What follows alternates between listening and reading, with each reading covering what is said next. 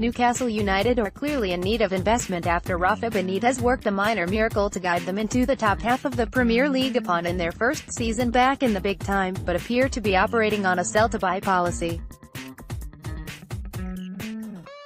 However, that approach could see them land Andros Townsend from Crystal Palace according to reports from the start of July, sparking a transfer triangle of wingers in the closing days of the transfer window. Football FanCast takes a closer look.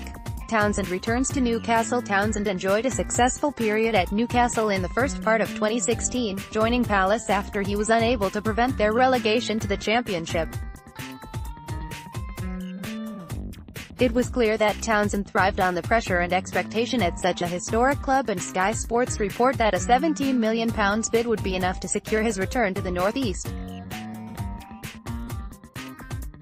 Mirror Football, meanwhile, have more recently suggested Newcastle still have an interest signing the one-time England man, albeit describing the pursuit as on the back burner until something gives.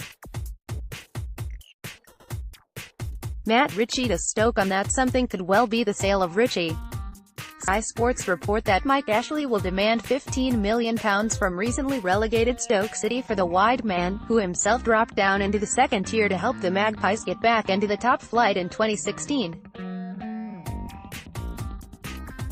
Parachute payments may allow the Potters to go big and continue their spending, but the recent arrival of Townse has surely taken a chunk from their budget.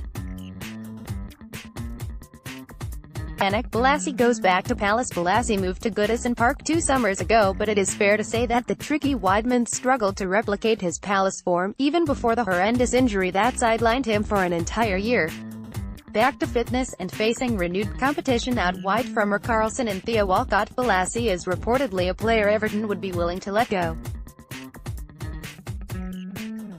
In June, we asked Palace fans whether they would want him back, and 90% of them said they would like to see him return to Selhurst Park.